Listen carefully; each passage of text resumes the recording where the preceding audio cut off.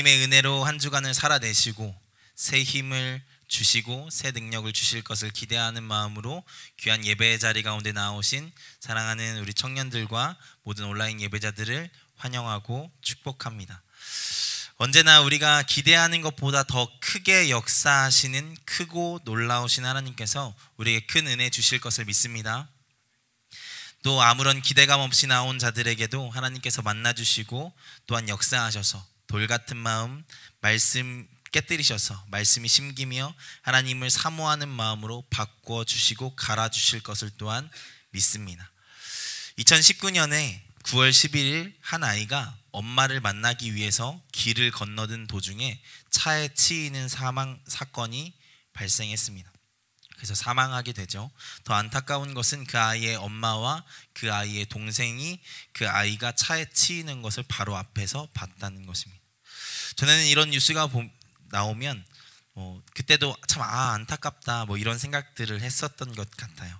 그런데 그리고 나서 그냥 채널을 넘기면 제 기억도 거기서 딱 끊어졌었던 것 같아요. 그런데 지금은 조금 그 무게가 다르게 다가오는 것 같습니다. 아무래도 저에게 어리지만 소중한 아이들이 있기 때문이지 않을까 싶습니다. 그래서 이런 소식들을 들을 때마다 자꾸 그러고 싶지 않은데 끔찍한 상상들이 될 때가 있어서 이런 소식들이 저에게 너무 무겁게 다가옵니다. 그래서 들을 때마다 너무 괴롭죠. 어쨌든 이 사건을 계기로 그 차에 치여 죽은 아이 민식이의 이름으로 법이 발의가 되고 얼마 전에 제정이 되었습니다. 어떻게든 그런 사고를 막아보겠다는 취지의 법이 생겨나게 된 것이죠. 그런데 요즘 이 민식이법이 차를 운전한 사람에게 논란거리가 되고 있습니다. 어떤 사람들은 민식이법을 극단으로 몰아가서 조롱하는 듯한 영상이나 글들을 올리기도 하고, 그 밖에 그냥 어떤 사람들은 민식이법이 운전자에게 너무 가혹하고 과하다라는 의견들을 자기들의 표현들로서 하고 있더라고요. 저도 아주 솔직한 심정으로 무섭긴 하더라고요. 아무리 조심해도 어쩔 수 없는 사고라는 게 있잖아요. 그래서 되도록이면 그냥 어린이 보호구역에 안 들어가는 게 좋겠다라고 생각하고 그냥 그런 식으로 운전을 하고 있습니다. 지금 그 법이 잘 되었다, 잘못되었다, 잘못 제정되었다라고 이야기를 하고 싶은 것은 아니고요. 이 민식이법이 제정되어지는 것을 볼 때 법이라는 것이 왜 생기는지 참 잘 보여주고 싶다는 말을 좀 하고 싶었습니다. 법은 이렇게 어떠한 부정적인 상황이나 나쁜 일을 예방하기 위해서, 모든 법이 그렇진 않지만 이런 법들은 그렇게 예방하기 위해서, 그래서 더 나은 삶을 위해서 제정되어지는 것이 법이라는 것이죠. 이렇게 보면 참 좋은 역할을 하는 것이 이 법이라는 것입니다. 그런데 이 법이라는 것은 그 기능을 하기 위해서 그 전에는 자율이었던 부분들이 모두가 잘만 지킨다면 더 효율적일 수 있는 그 부분들이 제한되어짐을 통해서 그 역할을 감당하게 된다는 것이 문제입니다. 왜냐하면 어쩌면 아이러니한 모순적인 상황들이 생길 여지가 그로 인해 생길 수도 있지만 그럼에도 불구하고 그것을 막기 위해서 만드는 것이니까요. 서로 잘 조심하면 굳이 법으로 제정해서 이렇게까지 할 필요는 없는 것이 정해진 법들 중에 생각보다 많이 있다는 것입니다. 사실 이것이 갈라디아서를 쓴 바울이 율법을 바라보는 관점입니다. 우리는 갈라디아서를 보고 있습니다. 저번 주에 이야기한 것처럼 갈라디아서는 바울이 쓸 수밖에 없었던 이유는 바로 일부 유대 그리스도인들이 이방인 그리스도인들에게 율법, 특히 할례와 같이 유대인을 증명한, 유대인이 되는, 유대인임을 증명하는 그런데 역할을 감당했던 율법들을 그들에게도 강요했기 때문이고, 또 그런 강요에 현혹되어서 바울을 통해 그리스도를 믿음으로 그리스도인이 되어 믿음의 걸음을 걸어가던 갈라디아 교인들이 그런 유대인이 되기 위해서 노력을 기울이는 것으로 그들의 걸음의 방향을 바꾸었기 때문입니다. 바울은 이런 소식을 듣고 너무 안타깝고 괴로워서 이 갈라디아서를 쓸 수밖에 없었습니다. 그러면 이게 왜 율법을 지키라고 하는 것이 왜 문제인지 이제 알아야겠죠. 왜 바울이 이토록 율법을 지키려고 하는 갈라디아 교인들과 거짓 형제들에게 반대할 수밖에 없었는지 우리가 알아야 합니다. 그것은 앞서 이야기한 것처럼 바울이 율법을 어떻게 보고 있는지를 보면 알 수 있습니다. 3장에서 바울은 율법이 믿음보다 하나님의 약속보다 앞설 수 없는 것으로 보고 이야기를 하고 있습니다. 그것은 바울이 3장에서 사용하는 여러 가지 표현들을 통해서 알 수 있는데, 한 가지를 보면 19절에 이 율법이 천사로부터 중보자를 통해 주어졌다라고 이야기를 하죠. 바울은 율법이 하나님으로부터 온 것이라고 이야기하지 않고 하나님의 대언자인 천사를 통해 주어졌다라고 일부러 표현을 합니다. 하나님에게로 직접적으로 주어진 약속과 믿음이 그와 비교될 수 없이 중요하고 율법은 그것보다 덜 중요하다라는 표현으로 이런 표현들을 사용하는 것이죠. 그리고 이것은 24절의 율법을 초등교사에 비유해서 이야기한 것을 볼 때도 그렇습니다. 여기에서 초등교사로 번역된 것은 사실 우리가 생각하는 초등학교 선생님이란 번역과는 완전히 다른 번역입니다. 이 초등교사로 번역된 단어를 헬라어 원어로 직역하면 아이를 등하교시켜주는 종, 아이를 등하교시켜주는 몸종이라는 의미입니다. 아직 어리고 부족하며 똥오줌 못 가리는 어린 주인의 자녀를 집까지 데려다 주며 지키는 종처럼 혼란한 세상 속에서 잘못된 구덩이에 빠지지 않게 하는 정도가 율법이 하는 역할이다라고 바울은 그 율법에 대해서 이야기를 하고 있는 것이죠. 바꿔 이야기하면 율법이라는 것 자체가 우리의 필요, 우리를 돕기 위해 만들어진 것이지 그것 때문에 우리의 신분이 바뀌고 본질적인 것이 바뀌는 것, 그러니까 그것으로 우리가 구원을 받고 하나님의 백성이 되고 하는 게 아니라는 것이죠. 이렇게 바울은 오늘 말씀에서 율법이라는 것이 얼마나 부차적인 것인지, 그것만을 중요하게 생각하는 사람들에게 비유와 성경의 말씀을 들어서 구체적으로 말씀을 해주고 있는 것입니다. 그래서 바울은 율법을 이렇게 정의합니다. 19절에 보면 바울은 율법은 범법함으로 더하여 진 것이라고 정의를 합니다.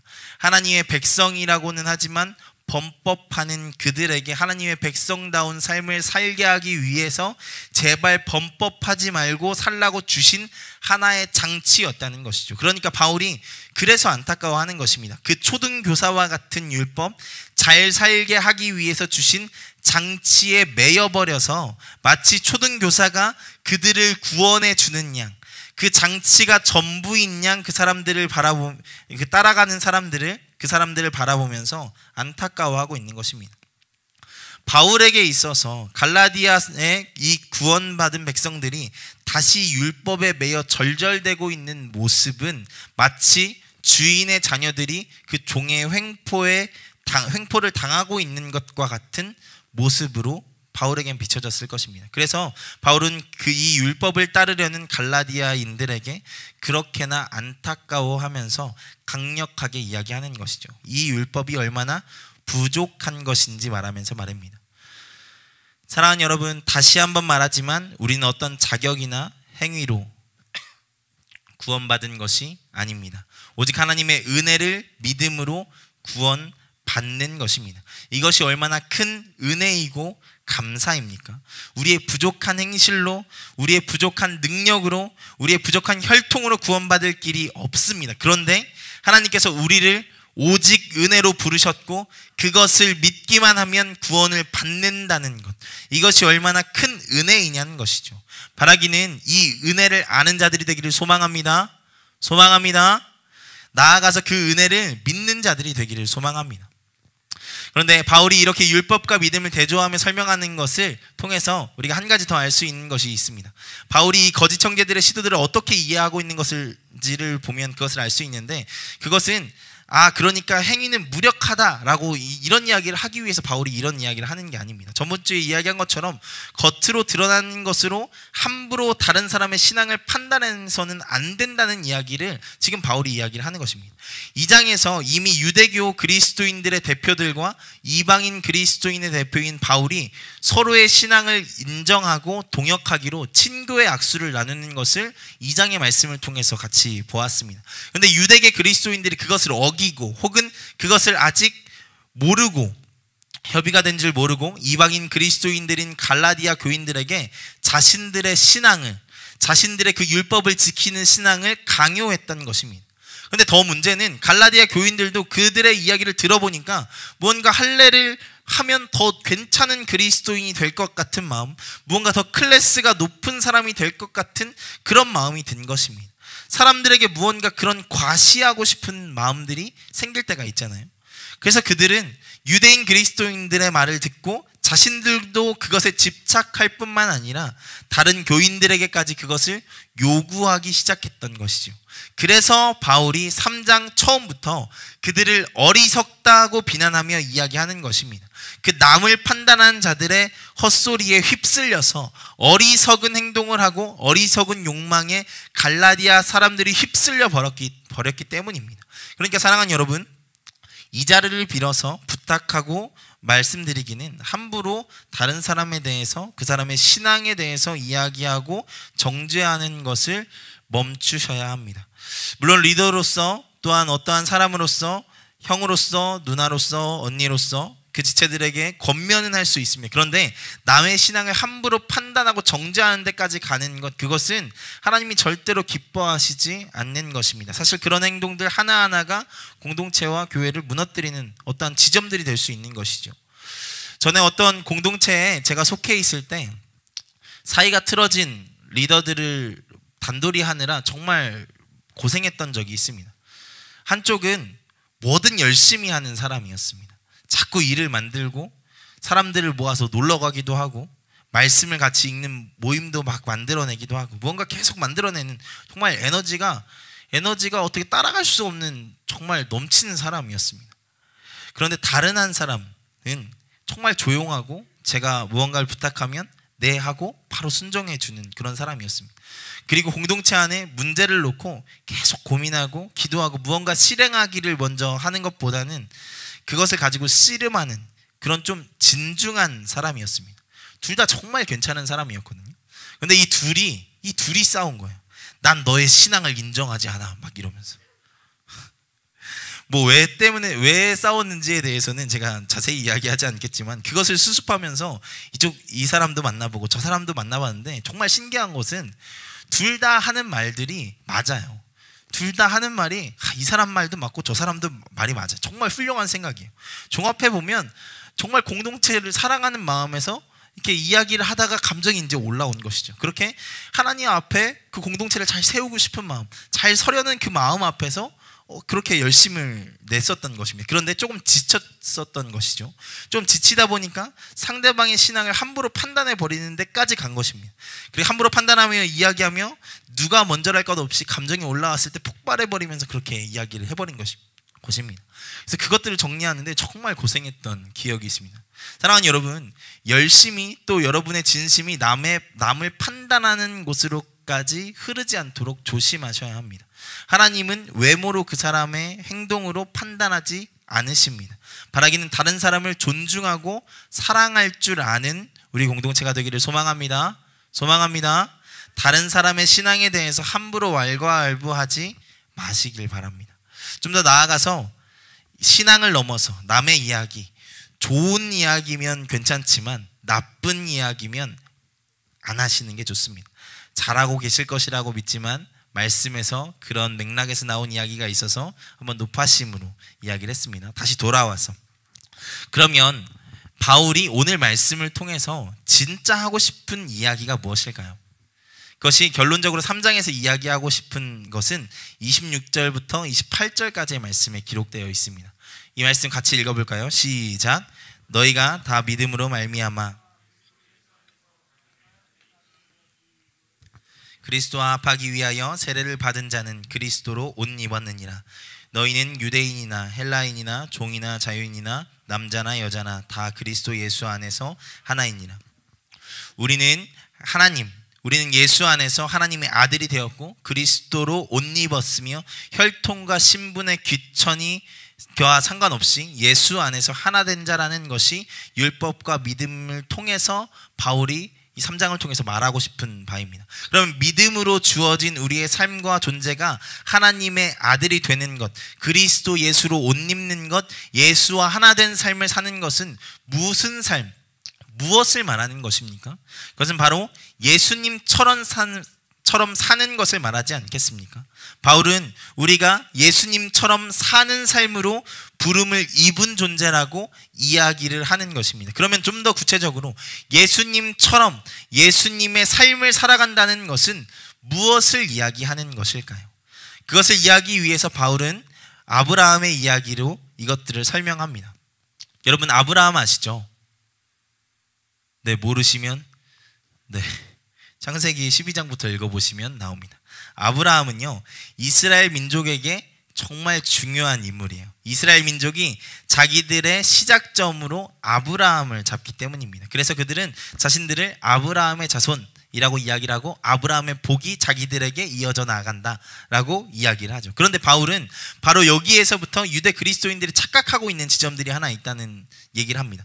아브라함을 부르신 사건은 하나님께서 어떠한 특별한 사람을 부르신 사건이 아니라 이방인이었던 아브라함을 부르신 사건이라는 것이죠. 그리고 이것이 이방을 회복하실 것을 예고하는 사건, 그리고 그렇게 아브라함을 따르는 자에게 복이 임할 것에 대해서 이야기하신 사건이라는 것입니다. 창세기의 말씀을 보면 하나님께서 아브라함을 부르십니다.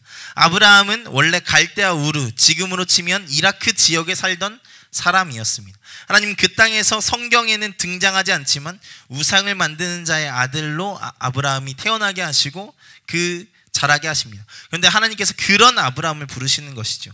그리고 아브라함은 그 부르심에 순종합니다. 그런데 이 부르심을 받았을 때 여러분, 아브라함이 할례를 받았을까요? 안 받았을까요? 처음 아브라함이 부르심을 받았을 때 할례를 받았던 사람일까요? 안 받았던 사람일까요? 안 받았던 사람입니다. 받지 않았습니다. 할례는 하나님께서 아브라함이 이스마엘 낳은 직후에 그 다음에 명령을 하시는 것이죠. 그러니까 지금 이 말씀에서 인용하는 아브라함은 할례를 받지 않았습니다. 그러면 하나님이 부른 아브라함은 하나님의 백성이라고 할 수 있는 어떤 흔적이나 증거를 가지고 있었습니까? 없었습니까? 단 하나도 없었죠. 아브라함은 유대인도 아니었고 율법으로 판단할 때 어떤 것도 자랑할 만한 것이 없었습니다. 할례도 받지 않았으니까요. 그는 어쩌면 갈라디아서 본문에서 이야기하는 철저한 이방인이었습니다. 그런데 어떻게 아브라함이 믿음의 조상이 되고 그에게 복이 임하는 삶을 살죠? 믿음의 백성의 아버지가 될 수 있었습니까? 그것은 바로 하나님께서 그가 하나님을 믿는 것을 의로 여기시고 그것을 의로 인정해 주신 것을 통해서 그렇게 된 것이지 않습니까? 이렇게 하나님은 이방에서 아브라함을 부르셨고 그 부르심에 순종한 아브라함은 믿음의 조상, 하나님의 백성의 조상이 되었습니다. 이것은 하나님께서 이스라엘의 유대인만의 하나님이 아니라 그들만을 구원하시는 하나님이 아니라 온 열방을 구원하기 위한 하나님이심을 보여주는 사건이 되었다는 것입니다. 이것을 통해 자신들만이 아브라함의 조상, 아브라함의 후손이 아니라 이것을 통해 아브라함의 복이 자기들에게만 이어지는 것이 아니라는 것을, 그 유대 선민 의식들을 바울이 깨뜨려 버리는 것이죠. 근데 여러분, 여기에서 중요한 것이 있습니다. 이 아브라함을 부르신 그 부르심의 내용입니다. 창세기 12장 1절부터 3절까지의 말씀 우리 같이 볼까요? 창세기 12장 1절부터 3절까지의 말씀 같이 읽겠습니다. 시작. 여호와께서 아브라함에게 이르시되 내가 내게 보여줄 땅으로 가라. 내가 너로 큰 민족을 이루고 내게 복을 주어 내 이름을 창대하게 하리니 너는 복이 될지라.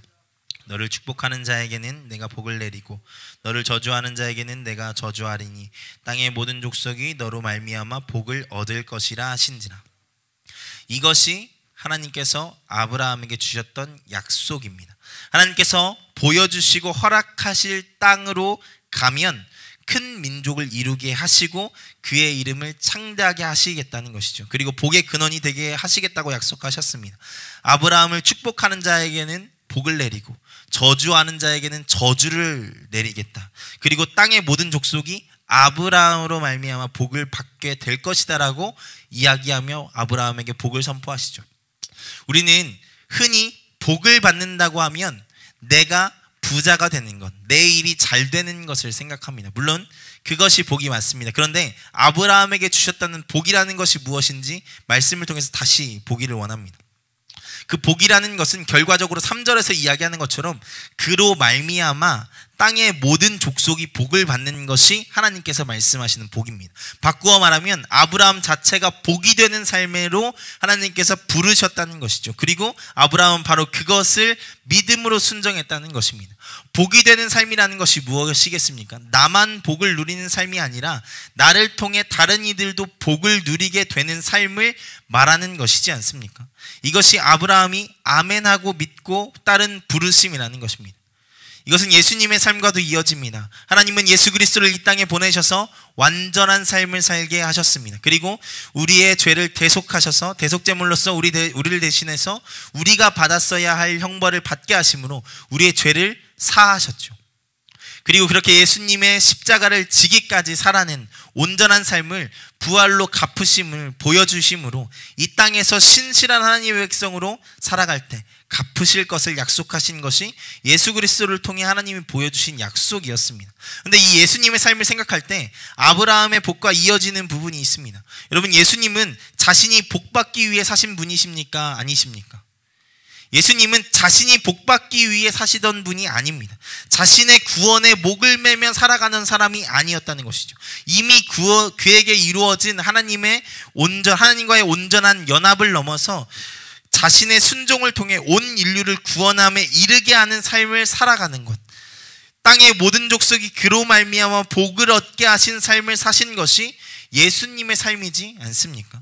그래서 이 말씀을 통해서 바울이 갈라디아 교인들에게 정말 하고 싶은 이야기가 무엇이냐면, 정말 답답한 심정으로 이야기하는 것이 무엇이냐면, 자꾸 너에 집중하는, 자신의 구원, 자신의 복에만 목을 매는 정도의 삶을 살아가지 말고 이제 아브라함처럼 복이 되는 삶, 예수님처럼 다른 이들을 구원함에 이르게 하는 삶, 하나님의 영광을 드러내서 그들 또한 하나님의 백성이 되게 하는 삶을 살라는 것입니다. 이것이 바울이 갈라디아 교인을 향해 진짜 하고 싶은 이 3장에서의 외침이었다는 것이죠. 믿음으로 구원을 받았는데 율법의 유혹에 넘어가서 더 어떠한 것을 해야 한다라는 착각 속에 빠져서 이제는 하나님의 자녀로서 그리스도를 보여주는 존재로서 그리스도와 하나 된 존재로서 이 땅 가운데 그 사역을 이어가야 할 존재들이 다시 그 초보적인 것들로 돌아가는 것에 대해서 안타까운 마음에 바로 이 갈라디아서를 쓰고 그 안에 그 안타까운 심정들이 담겨 있다는 것이죠. 그래야 하는데 이 갈라디아 교인들이 할례와 유대인이 되기 위해서만 열심을 내는 모습을 보면서 10절의 말씀을 빌어서 이야기하면, 차라리 그럴 거면 율법을 다 너네 유대인 되는데 필요한 율법만 지키지 말고 다 지키라고 이야기를 하는 것이지 않습니까? 사랑하는 여러분, 구원을 받은 우리는 우리의 구원 위에 굳게 서서 다른 이들을 구원함에 이르게 하는 삶으로 부르심을 받은 존재들입니다. 믿음의 조상이요 유대인들이 그렇게까지 바라는 아브라함에게 선포된 복이 그 자신만 복받는 삶이 아니라 다른 이들에게, 온 세상에게 복이 되는 존재로서의 부르심이었던 것처럼 우리가 주로 섬기고 닮아가야 할 예수님의 삶이 그냥 자신의 구원을 위해, 죄 안 짓기 위해 사는 정도의 삶을 사신 것이 아니라 온 인류에게 하나님이 주시는 구원이 임하게 하는 삶을 예수님께서 사셨던 것처럼 우리 또한 바로 그 부르심으로 우리를 부르셨다는 것에 믿고 순종해야 한다는 것입니다. 할렐루야, 할렐루야. 우리 주 예수 그리스도께서 승천하시며 우리에게 명하신 것이 무엇입니까? 종교적으로 완벽해서 혹은 죄 안 짓는 정도의 삶을 살아가면서 너네 구원이나 잘 지키라고 말씀하셨습니까? 마태복음 28장 18절부터 20절의 말씀을 같이 봅시다. 마태복음 28장 18절에서 20절까지의 말씀 제가 읽겠습니다. 예수께서 나와 말씀하여 이르시되 하늘과 땅의 모든 권세를 내게 주셨으니 그러므로 너희는 가서 모든 민족을 제자로 삼아 아버지와 아들과 성령의 이름으로 세례를 베풀고 내가 너희에게 분부한 모든 것을 가르쳐 지키게 하라. 볼지어다 내가 세상 끝날까지 너희와 항상 함께 있으리라 하시니라. 모든 족속으로 제자 삼고 세례 베풀고 가르쳐 지키게 하는 삶, 그것이 어떤 삶을 이야기합니까? 하나님의 영광을 드러내는 삶, 하나님의 영광을 드러내는 삶을 이야기하고 있지 않습니까? 다른 이들을 살리는 삶을 이야기하고 있는 것이죠. 살기 위해 사는 삶이 아니라, 살기 위해 사는 사람이 아니라 살리기 위해 사는 삶, 그것이 우리의 부르심이라는 것입니다. 나 살기에 급급해서 간신히 살아가는 삶으로 우리를 부르신 것이 아니라, 구원받고 믿음의 걸음을 걸어가는데 뭔가 부족해, 그래서 할례로 돌아가고 안식일법을 준수하고 율법 지키는 삶으로 돌아가는 것이 아니라, 다른 이들을 구원함에 이르게 하는 삶, 다른 이들을 살리는 삶으로 우리를 부르셨다는 것입니다.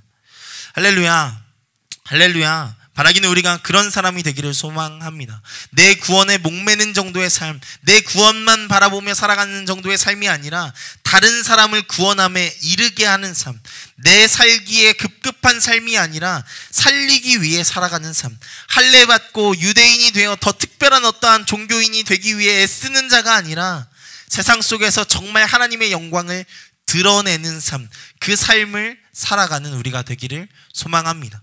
그렇게 살기 위해 사는 존재가 아니라 살리기 위해 사는 존재로 살아가는 우리가 되기를 주님의 이름으로 축원합니다. 아멘. 우리 같이 찬양하고 기도하겠습니다.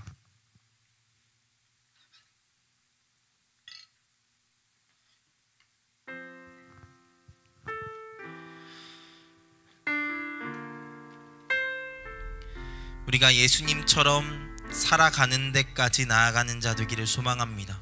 예수님으로 구원받는 것에 만족하고 살아가는 것이 아니라 예수님처럼 살아가는 데까지 가는 자 되기를 소망합니다. 예수님은 어떤 분이셨습니까? 예수님은 그 자체가 구원이 이미 충만한 존재이셨어요. 하늘에서 내려오지 않으셔도 됐으니까. 그에겐 이미, 우리에겐 구원이 필요한 존재였지만 그에게는 일상인 것이 구원이었어요. 이미 하나님이셨으니까. 그런데 그 하나님께서 이 땅에 내려오셨다는 것이 무엇입니까? 그에게 임했던 구원을 포기하고 내려오신 것입니다. 그리고 나서 이 땅에서 사신 것이 어떤 삶입니까? 자기 구원받게 하는 삶 사셨습니까? 아니요. 예수님께서 사신 삶은 무엇이냐면 다른 이를 구원받게 하는 삶을 사셨습니다. 이것이 성경 처음부터 하나님을 믿는 백성들에게 하나님께서 원하시고 부르시고 요구하시는 바입니다. 너네 구원받는 정도의 삶 말고 그것을 넘어서 다른 이를 살리는 삶까지 나아가라. 바라기는 우리가 그런 존재가 되기를 소망합니다. 우리 이 시간 같이 찬양하고 기도하실 때 하나님, 정말 예수님처럼 이 땅 가운데 살리는 삶을 살아갈 수 있는 우리가 될 수 있도록 주님 붙잡아 주시옵소서. 결단하는 마음으로 같이 찬양하시고 같이 기도하며 나아가겠습니다.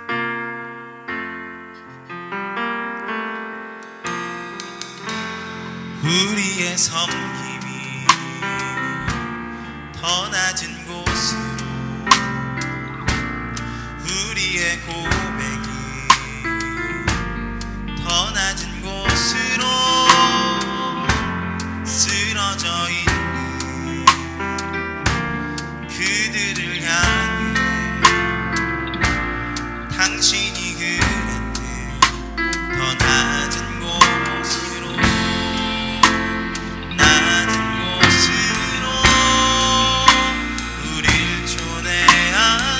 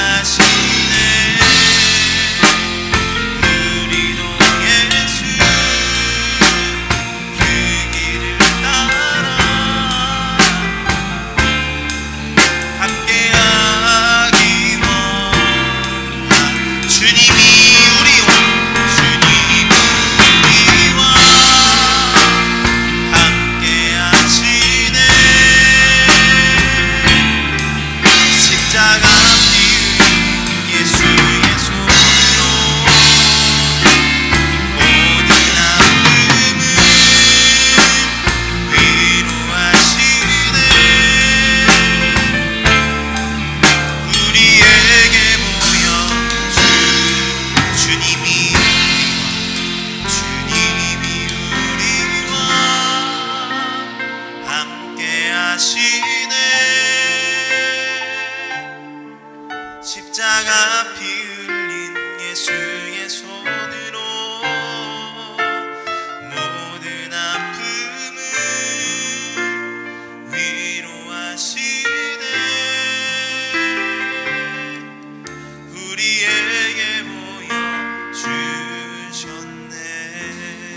우리 시간 같이 결단하며 기도하며 나아갑시다. 하나님, 우리가 교회 안에서만 더 거룩해지는 존재들이 아니라 세상 가운데 하나님의 영광을 드러내는 존재로, 하나님의 그렇게 사랑하시는 영혼들을 살리는 존재로 살아갈 수 있는 우리가 될 수 있도록 주님 붙잡아 주시옵소서.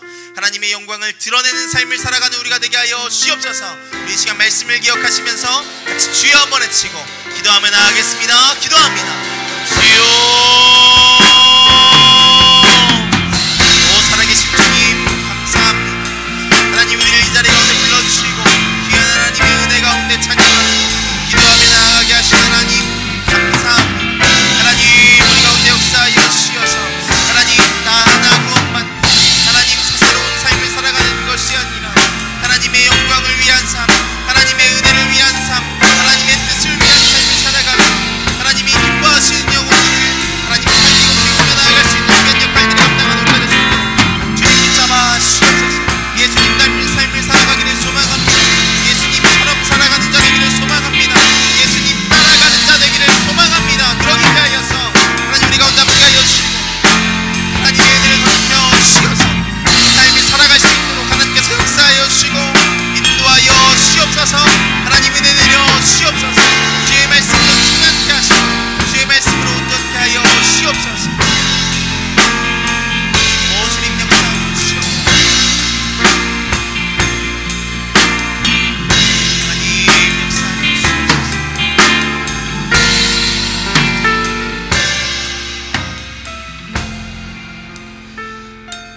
사랑하는 하나님 감사합니다.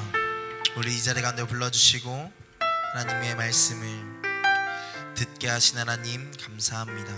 하나님, 우리가 날마다 하나님의 은혜 안에 살아가는 자 되게 하시고 그 구원의 확신 가운데 살아갈 수 있는 우리가 될 수 있도록 주님 붙잡아 주시옵소서. 그리하여서 세상 가운데서 여전히 내 구원에 목매는 정도의 삶을 살아가는 것이 아니라 다른 이를 구원함에 이르게 하는 믿음까지 나아갈 수 있는 우리가 되게 하시고 그렇게 살기 위하여 날마다 함께하여 주시어서 하나님의 은혜 가운데 살아갈 수 있는 우리가 될 수 있도록 주님께서 붙잡아 주시옵소서. 하나님, 살아갈 힘과 능력 항상 함께 하심으로 허락하여 주시어서 날마다 정말 우리가 고백한 대로 어렵지만 힘들지만 걸어갈 수 있는 우리 사랑하는 청년들 될 수 있도록 주님께서 붙잡아 주시옵소서.